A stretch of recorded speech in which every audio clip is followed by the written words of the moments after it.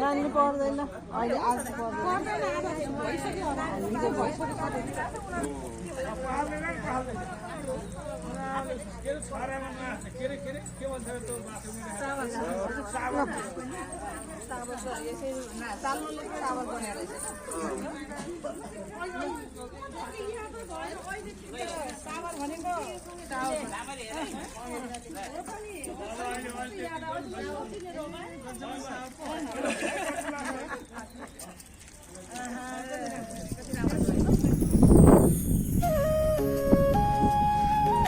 Good morning साथीहरू, good morning. म चाहिँ आज एउटा कामले सिन्धुलीतिर जाँदैछु र अहिले चाहिँ हामी ठ्याक्क सेल्फी डाँडा आइपुग्यौँ। सेल्फी डाँडा सिन्धुलीको यो चाहिँ प्रख्यात, धेरै मानिसहरूले फोटो टिकटक भिडियो बनाएको त देखिराख्नु भएको होला र मैले पनि यहाँनिर एउटा भिडियो बनाउन आइपुगेँ। अहिले चाहिँ म ठ्याक्कै सेल्फी डाँडा, यता तलतिर मजाले घाम लागेको छ, मासतिर पनि चिसो छ, घाम लागिसकेको छैन। पानी परेर फुलेको यस्तो मजाको आकाश छ, हरियाली वन जङ्गल सुन्दर, घुम्ती सडक, बिचेबिचको घुम्ती सडक हिँड्न पनि मजा आउने खालको छ। यहाँहरू सम्पूर्णलाई चाहिँ यो सेल्फी डाँडाबाट गुड मर्निङ भन्न चाहेँ। ल यस्तो छ यहाँको दृश्य अहिलेलाई। अब बाँकी के कामको लागि जाँदै गरेको भन्ने कुरा चाहिँ अब म अर्को भिडियोमा भनिदिन्छु, थाहा पाइहाल्नु हुनेछ। अहिलेलाई भने ठ्याक्क सेल्फी डाँडाबाट यहाँहरू सम्पूर्णलाई गुड मर्निङ वन्स अगेन। ल पछि भिडियोमा भेटौँ है त।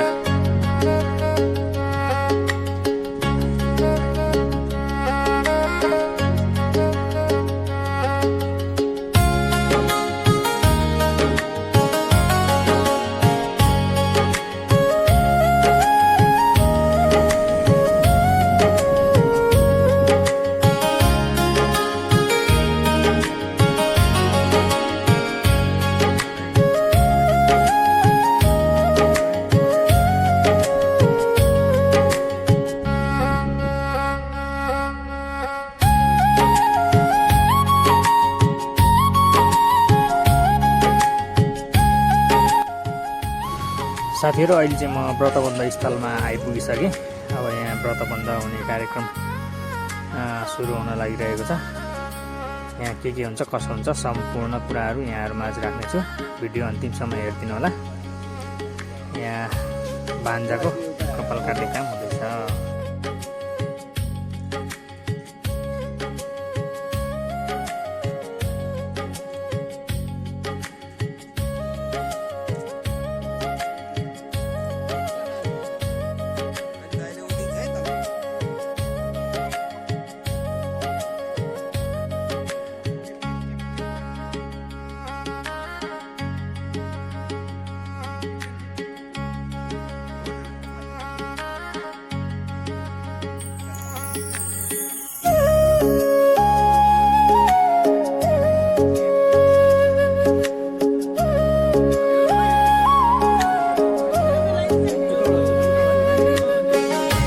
यति बेला भान्जाको चाहिँ कपाल काटिसकेको अवस्था छ।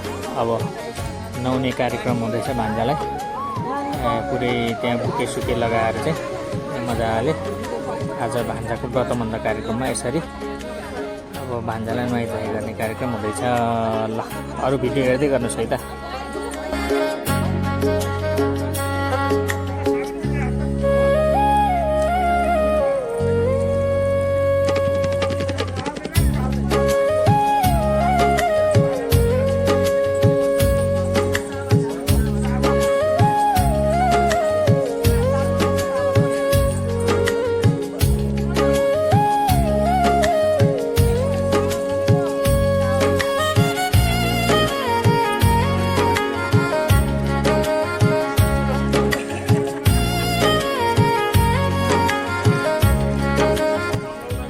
भान्जालाई चाहिँ यति बेला गुरुले बटुकको कपडा लगाइदिँदै हुनुहुन्छ। अब भान्जाको असली व्रतबन्ध चाहिँ अब सुरु हुन लाग्यो। अघि नुहाइधुवाइ सकिसकेपछि अब गुरुले बटुकको कपडा लगाइदिँदै हुनुहुन्छ। बटुकको कपडा लगाएर चाहिँ यसरी मजाले गुरुले के भन्नुहुन्छ त्यही अनुसार चाहिँ कार्यक्रम भइरहेको छ। भिडियो अन्तिमसम्म हेरिदिनु होला।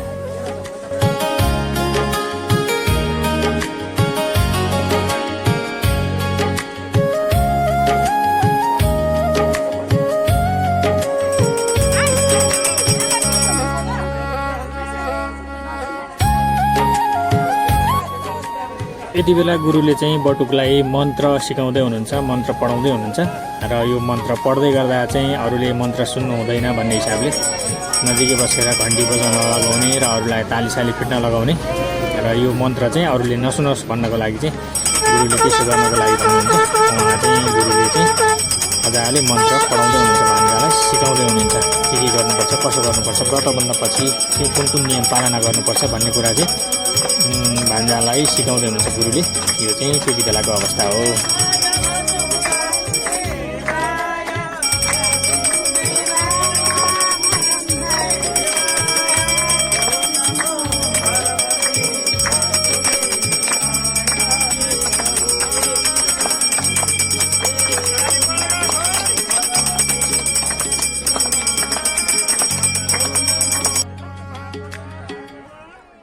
यति बेला चाहिँ अहिले अब बटुकलाई भिक्षा दिने बेला भयो। भिक्षा दिनको लागि सबैजना तयारी अवस्थामा हुनुहुन्छ। अहिले चाहिँ आमाले भिक्षा दिँदै हुनुहुन्छ भने अरू भिक्षा दिने अरूहरू चाहिँ यहीँ लाइनमा बसिराख्नु भएछ भिक्षा दिनको लागि र बटुकले भिक्षा माग्दै सम्पूर्ण भिक्षा दिनेहरू सामु गएर भिक्षा माग्नुपर्ने हुन्छ र भिक्षा लिइसकेपछि यो कार्य चाहिँ 3 चोटि दोहोरिन्छ। भिक्षा माग्ने कार्यक्रम 3 राउन्ड। तेस्रो पटकसम्ममा भिक्षा दिन मिल्यो। यहाँहरूले यो कार्यक्रम देख्नु भएको छ कि थिएन?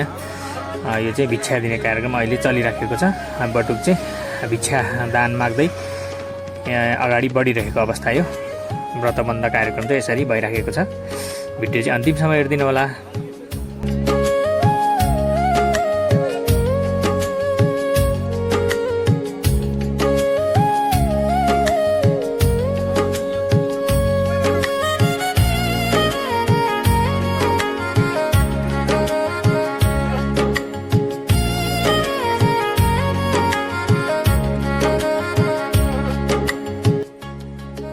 बटुकले भिक्षा माग्दै गर्दा दुईजना मामाहरूले चाहिँ बटुकलाई सघाइराख्नु भएको छ भिक्षा दान लिनको लागि र भिक्षा दान चाहिँ समाउनको लागि चाहिँ दुईजना मामाहरूले बटुकलाई सहयोग गरिराख्नु भएको अवस्था र भिक्षा दिने महानुभावहरूले भिक्षा दान गरिराख्नु भएको अवस्था हो यो।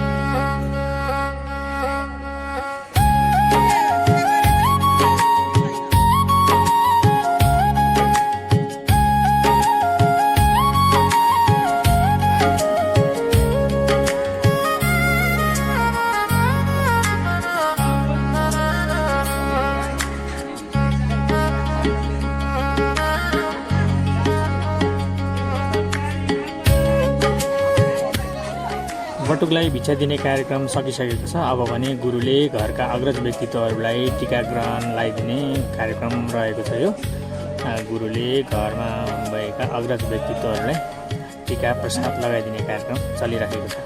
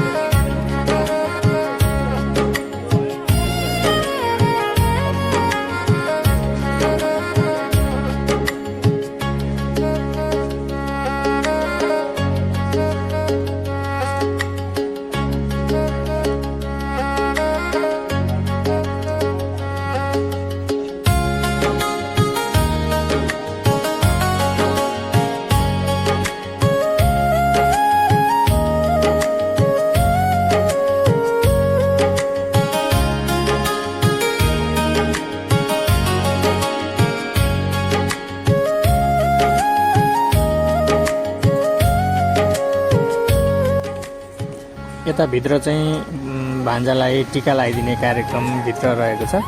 यहाँभित्र कस्तो छ म यहाँहरूलाई देखाउँछु। भित्रको अवस्था चाहिँ यो पार्टी गर्ने ठाउँ, अनि भित्र चाहिँ यो चाहिँ टिका लगाइदिने ठाउँ बनाएको स्टेज। अहिले हजुरबुवाले टिका लगाइदिँदै हुनुहुन्छ भान्जालाई। उहाँ चाहिँ भान्जाको हजुरबुवा हुनुहुन्छ।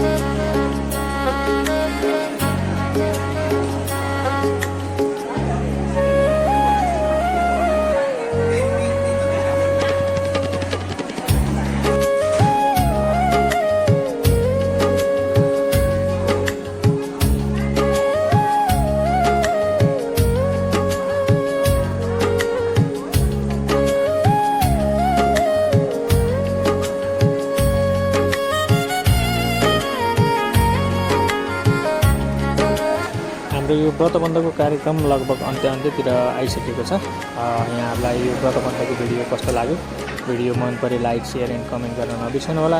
मेरो च्यानलमा नयाँ हुनुहुन्छ भने च्यानल सब्सक्राइब गरेर जोडिनु होला है त। यहाँहरूको दिन शुभ रहोस्।